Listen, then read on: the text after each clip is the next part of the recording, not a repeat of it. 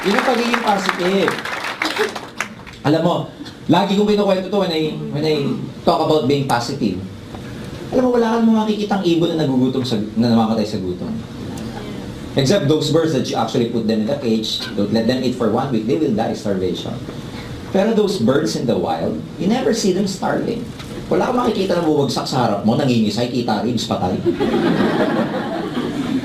Wala, pero ba't ganon? Kasi before even God created those birds, inuna niya yung provision.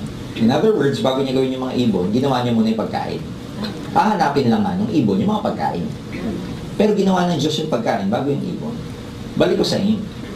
Bago kayo tawagin dito, ginawa na yung mga taong magpapaglobal ambassador sa inyo. Hahanapin niyo.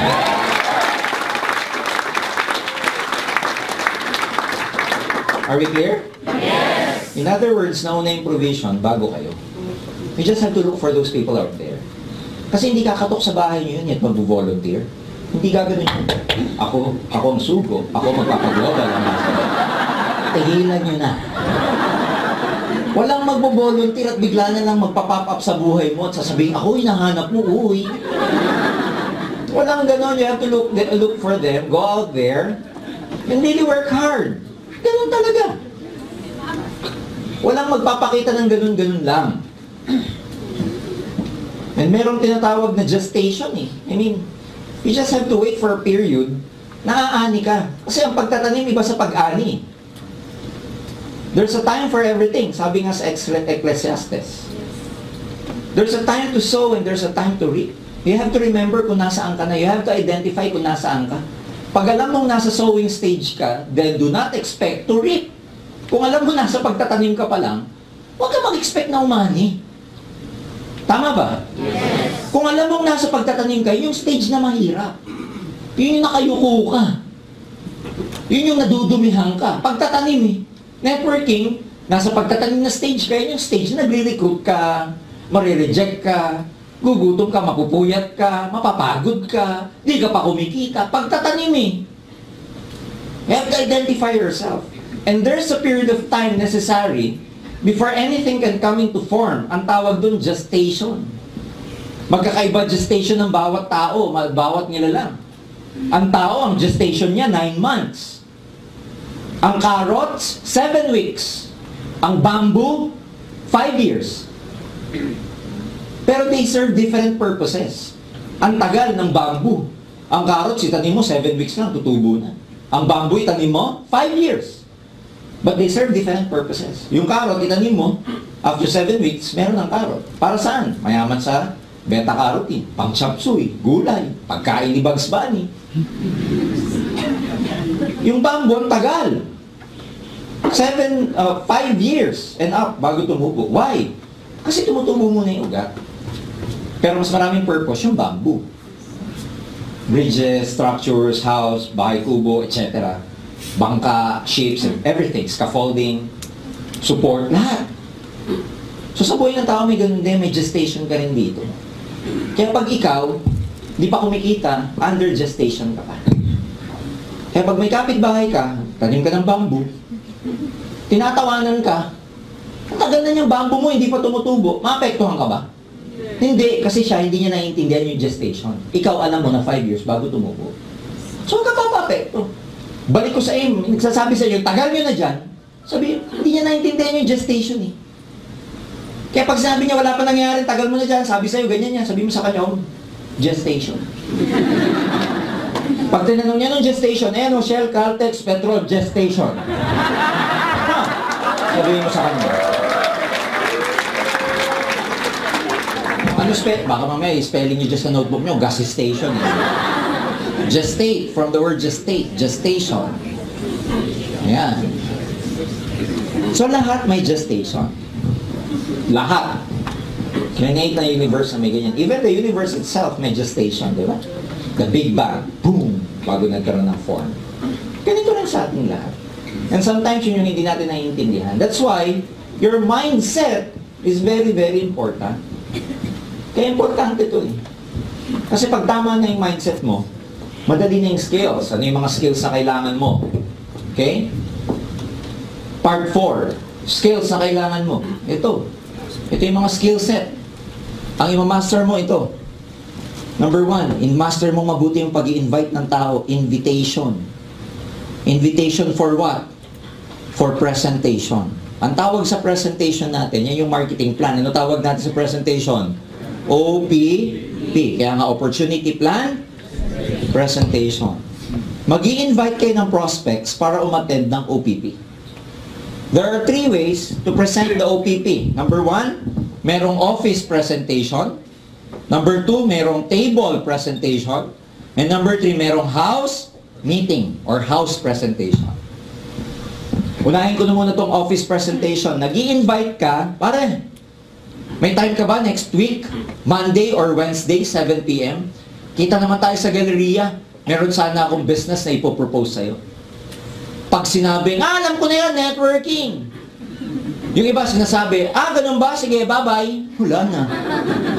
Pag sinabi, alam ko na yan, networking. Sabi mo, ganun ba? Anong idea mo about networking? Magsasabi yan.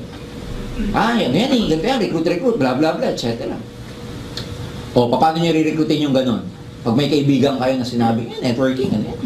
Ayoko ng ganyan, bro. Lahat na sinabi, pare, wala akong time. Hindi ako magaling, bro. Lahat na sinabi, para lang hindi mo ma-recruit. Anong gagawin niyo pag may kaibigan kayo sinabi networking? Sabihin mo ganito. Di ba kaibigan naman kita? Sabihin niyo, bro, kung meron akong hihinging favor sa'yo, sa buong buhay ko sa pagkakaibigan natin, itong favor na to, bigyan mo na ako ng chance. Pakita ko sa'yo kung itong networking. Pag ayaw mo, hindi na kita kukulitin. One time lang, pagbigyan mo lang. Ang magic word doon, ito. Di ba, magkaibigan naman tayo? Kung meron akong isang favor na hihingin sa'yo, sa buong buhay ko, ito yun, pagbigyan mo lang. Now, if you're in the position na nahirinig mo sa kaibigan mo, humihingi ng pabor. Panghabang buhay na pabor. Pagbibigyan mo, hindi. Kaya kayo masama sa loob mo, sige na nga, habang buhay. Ang nakataya pagkakaibigan mo. Nakuha niyo ba? Kasi ang goal mo lang naman mapaupo sila. Are we clear? Yes! Kailan kayo gagaling sa invitation? Sa dami ng may invite. Hindi kayo gagaling sa pag-i-invite kung hindi kayo laging nag-i-invite. Frequency yan. Dalasan niyo. Because ang invitation is not a science. It's actually an art. Depende sa kausap niyo. Ang best way, pag nag-i-invite kayo, alamin niyo yung form. F-O-R-M. Ano to? About their family. Mag-build muna kayo ng rapport. Magkapalagayang loob muna kayo. Hindi yung pag nakita mo, Bram, ako matagal na kitang hinahanap, Brad. Tanong ka muna, F-O-R-M. Ano to? Family, occupation, recreation, and message. Tanungin mo muna kung saan yung asawa mo, kung saan yung anak mo. Doon muna umikot yung usapan. Huwag kang excited na kukunin ko. Ririkutin ko to.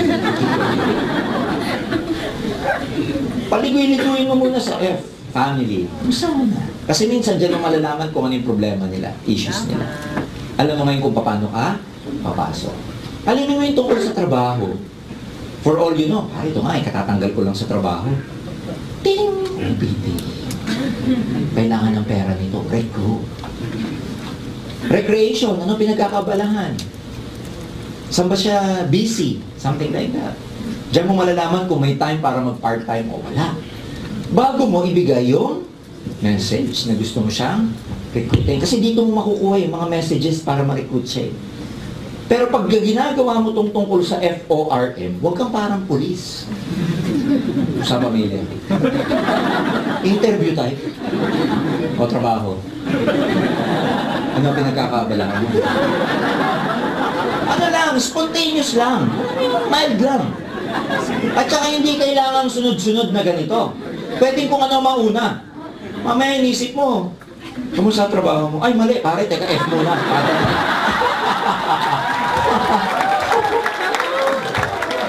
Nakuha nyo?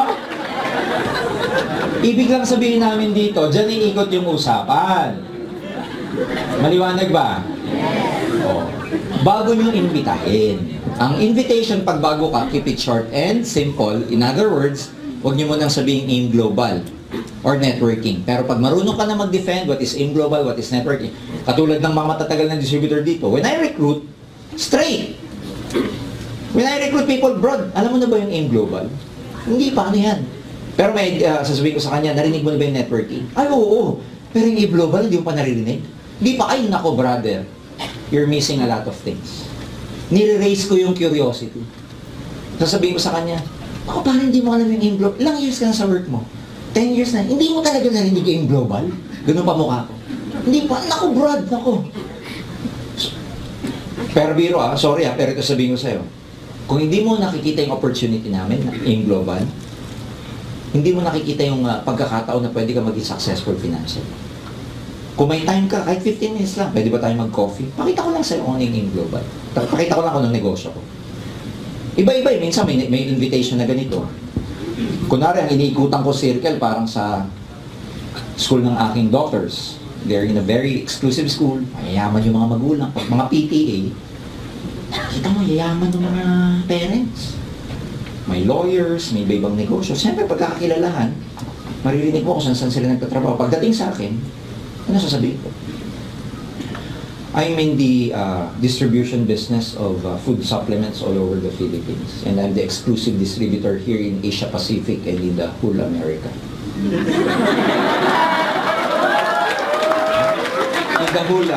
In the whole Northern America. Gugulat sila. Talaga, anong products nyo? Meron kami mga iba't iba supplements. We're both in wholesale and retail. Ang product partners ko is based in Wisconsin, yung Nature's Way. I have about 100 branches here in the Philippines. I have branches in Singapore, and Taiwan, Dubai, Nigeria, and Ghana. My office is just located there in AIC building, Burgundy Tower.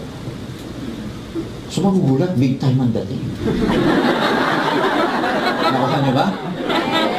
Totoo naman pagkakausap mo negosyante, pwede ko sabihin, ang business ko, nasa food supplement industry ako. Nag-wholesale and retail ako. Exclusive, ini-import dito ng Nature's Way yung business ko. All over the Philippines, Luzon, Visayas, Mindanao, meron kaming 100 branches. Now, if you're open to this kind of distribution, kasi naghahanap kami ngayon ng mga distributors all over the Philippines, baka gusto mo maging part. Pag sinabi niya, paano ako magiging part niya? Tika, OPP. Hindi niya alam networking. Diba? Pero it's a matter of how you package the business. Depende sa kausap mo. And over the years, bakit ganun na experience namin? Kasi we gain it dahil ginagawa namin. And you only gain that kind of expertise pag ginagawa mo siya. Kaya go out there, mag-recruit. Kaya pagkatanong sa akin, sir, paano ba mag-recruit? Ano ba pinaka-effective na paraan para mag-recruit? Alam mo, sagot ko, mag-recruit ka. Sir, paano mag-invite? Mag-invite ka. Kasi gagaling ka sa skills by practice. Hindi ka gagaling by ganito, natuturuan kita. No, go out there. Doon ka matututo kasi pag nagkakamali ka, hindi mo na uulitin Ay, mali yun na. Sayang, hindi ko na ulitin yun. Iba na naman, mag-iiba ka na naman, tama ba? Saka ka-improve mo, matutumbok mo kung ano yung tama. Hindi lahat nire-recruit sa office. May pinipili yan. Pag ang re-recruitin nyo VIP, tatlo ang titignan nyo sa recruit. MAN, may means, may authority, may need. Man. Minsan may marirecruit ka may pera, okay. Minsan may marirecruit ka walang pera pero may need, recruitin mo pa rin. Kasi hindi lahat ng tao may pera pag global package, pero pag nakita mo may need, masarap na yung recruitin niya. Yung man may authority, ibig sabihin yan, may position, may cloud, mabarkada, pwedeng supervisor, pwedeng leader, basta may authority siya. Ito yung mga ipaprioritize yung recruitin kung may ipaprioritize kayo. Para mabilis lumaki yung grupo nyo. May means, may authority, may need. Not necessarily may money. Pero ibig sabihin, may paraan. Nakitaan nyo ng need, gusto umasenso, gusto matupad ang pangarap, gusto mapauwi ang mga magulang dito dahil OFW, pagod na sa trabaho, may kaaway sa trabaho, galit sa boss, yan ang mga masarap recruitin. Man, ngayon, iba-iba. Meron kayong re-recruitin na hindi pang office, kundi pang table presentation. Sino to? We categorize this as VIPs. Sino yun? Aray, mga boss nyo. Alam mo, paupuin nyo pa dyan. Kakahiya, di ba? Boss, attend kang seminar, boss. Pero pag ganito ang approach mo, boss, can I present you something over a cup of coffee or dinner? Treat kita. Ibigay lang akong business. Professional ang dating. Negosyante. Alam ka namang i-OPP nyo pa dyan, negosyante. memories pa ng negosyante, mabilis lang. Kasi gusto niya, direct to the point. Pinaupo mo yung negosyante dyan, yung speaker, o kaya yung nag-i-introduce, isang palakpak. Magugulat siya. 1,000,000. Negosyante. Pag businessman, direct to the point yan. Pagdating niyo sa seminar, sasabihin ng speaker, may pangarap ba kayo? Mga negosyante. Nakuha pa pangarap kaysa sa speaker eh. Nakuha niya?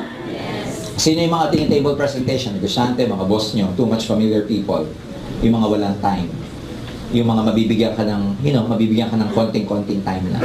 Table presentation na yan. Pag hindi pa kayo marunong, don't worry. Hugutin nyo yung sponsor nyo siya magpaliwanag. Trabaho ng upline yon pag hindi ka pa marunong. Ang tawag doon, caddying. Caddy. Ikakadi ka. Pag bago ka, magpakadi ka. Ano yung caddy? Di ba sa golf? May nagkakadi kasama ng player.